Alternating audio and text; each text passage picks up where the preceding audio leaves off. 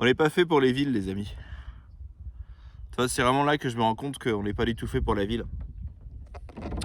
Alors dans cette vidéo, je voudrais vous parler de ce thème-là en fait. Je voudrais développer ce thème, le thème de la ville, à l'opposé de la nature.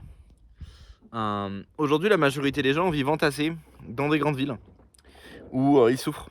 Ils souffrent parce que, évidemment, ce sont des villes qui sont, on ne peut plus circuler. Le trafic est infernal, etc. Les prix explosent. En France, vous avez en plus un petit bonus qui s'appelle l'insécurité. Et c'est vrai que quand on est bloqué en fait dans ce type d'écosystème pendant longtemps, on peut perdre en fait perdre le fil. On peut avoir l'impression que finalement on est fait pour ça. Finalement, c'est en train de devenir normal. Mais je peux vous garantir que le jour où vous vous reconnectez un petit peu avec la nature, où vous allez profiter d'un environnement un petit peu comme ça. J'ai déjà parlé de l'importance pour moi de la vue, l'importance extrême, hein. Ça va vous frapper en fait. Vous allez vous dire, mais en fait, pourquoi on s'enferme? Pourquoi on s'entasse dans ces clapiers?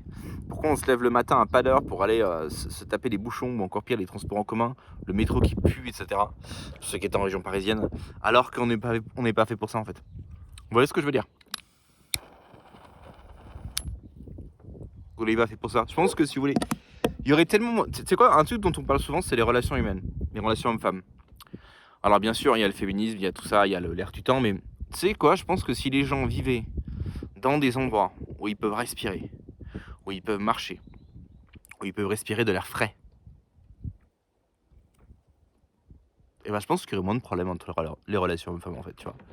Je pense que si ta copine ou ta femme, si tu vois, elle a passé la journée tranquille, là, voilà, rester au foyer, tu vois, rester à la maison, elle a pas de voisin casse-couille, elle peut sortir de sa maison, elle peut profiter d'un terrain, voilà, agréable, où on peut respirer, on n'est pas enfermé dans un clapier ou aujourd'hui maintenant de plus en plus ce qui se fait ce sont ces maisons jumelées, hein.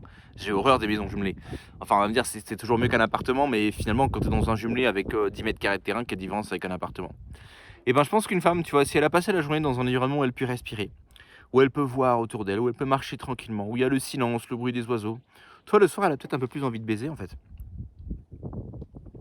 Tu parles toujours de libido, de chat ceci, chat cela.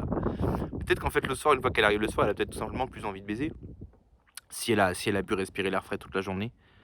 Que tu imagines si toute la journée, le matin, elle se lève, elle est dans un clapier, dans un petit appartement, elle doit se préparer pour aller se mettre sous les ordres d'un autre homme, passe la journée au bureau et revient le soir.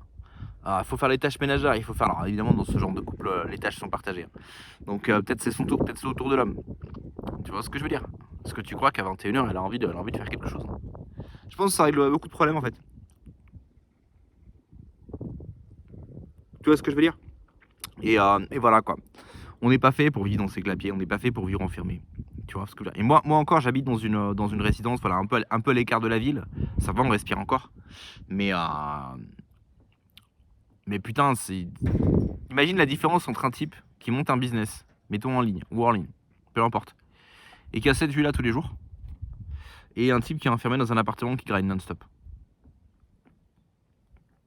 En termes de créativité, en termes de résistance au stress, lequel des deux tu crois va résister le plus? Lequel des deux va craquer? Et là, je parle même pas d'entrepreneuriat. Si je te parlons de salariat. T'imagines la différence entre un type qui est à son compte, qui vit avec un cadre de vie naturel comme ça, et comparer ça avec un type qui est bloqué en tant que salarié, qui est salaire plafonné, collègues toxiques, etc. Et pourquoi les collègues sont toxiques aussi?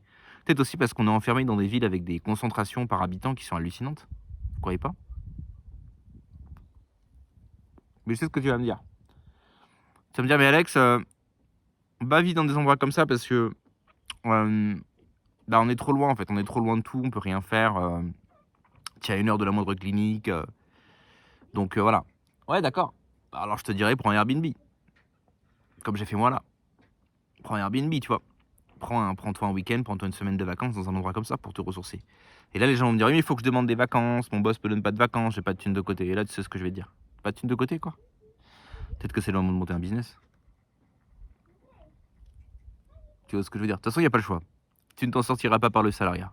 Sauf si tu fais partie des rares professions où il y a encore un peu de possibilités, un peu de débouchés. Mais pour 99% d'entre vous, en France, c'est cuit. Ok, si aujourd'hui vous êtes à 2000 par mois, vous n'allez pas être même dans les 5 prochaines années, vous ne serez pas à 4000 en fait.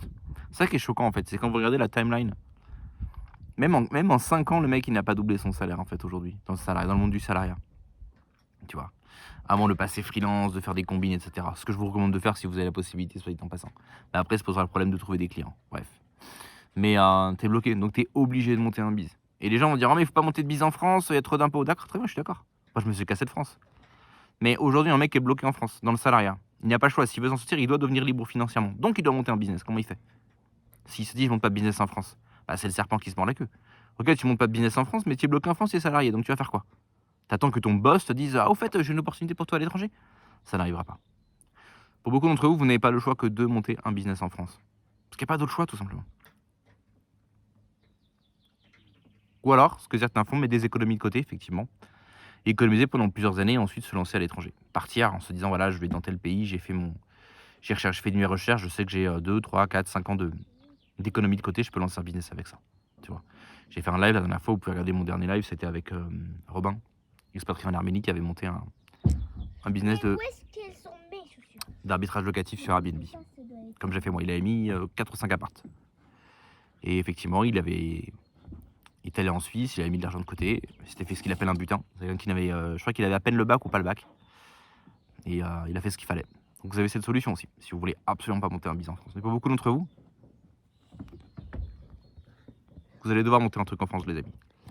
Donc, vous laissez pas décourager en mode non, mais il y a trop d'impôts, mais c'est trop compliqué, mais les statuts, est-ce que je fais une SARL, une URL, est-ce que je fais un auto-entrepreneur? Les amis, démerdez-vous, demandez à ChatGPT, prenez un conseil avec un avocat, avec un comptable, ce que vous voulez, mais vous allez devoir passer à l'action de toute façon. Sinon, passerez votre vie ou bien dans des clapiers en centre-ville, hors de prix, où on peut rien faire. En plus, le pire, c'est que tout est ultra cher. En ville, en fait, tu gagnes un peu plus de thunes, mais tout est ultra cher, et de toute façon, tu as le temps de rien foutre. Parce que déjà, tu n'as pas le temps, mais que même si tu avais le temps, pour aller du point A au point B, il faut une demi-heure, il faut 45 minutes parce que tout est bouché. Tu vois le problème? En plus, le truc, c'est que tu vois, comme en ville, on se sent toujours mal, et ben, il y en a toujours envie de consommer, en fait. Tu vois, pour se détendre, pour se divertir, on a toujours besoin d'aller consommer. Tu vois, il faut sortir à droite et à gauche. Quand tu es dans un cadre naturel, il te suffit de faire une marche.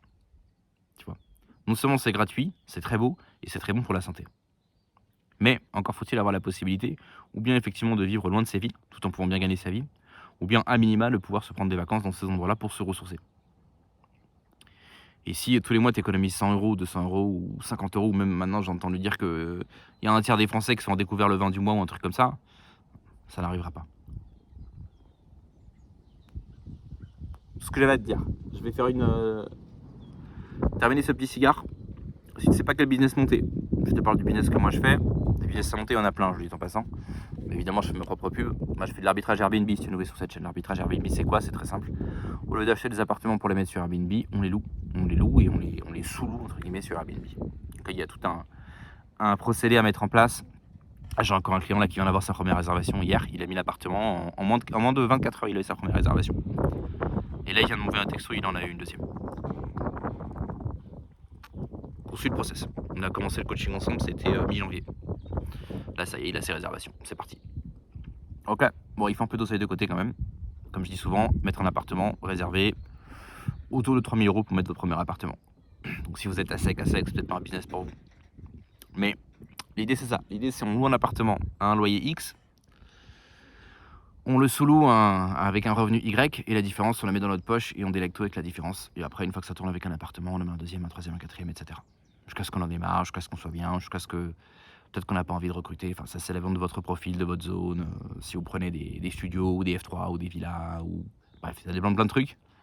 Mais c'est un business simple, carré. C'est pas un truc fancy, c'est pas des histoires d'IA, c'est pas des histoires de crypto, de tout ça. Ok, c'est de la location courte durée. C'est de l'hospitalité. C'est un truc qui marche depuis que le monde est monde. Donc je vous laisse voir si ça vous intéresse. Si ça vous intéresse, vous avez un guide gratuit en description pour connaître le business model. Je vous remercie les amis, je vais terminer ça et je vous souhaite de passer une très bonne journée. Ciao.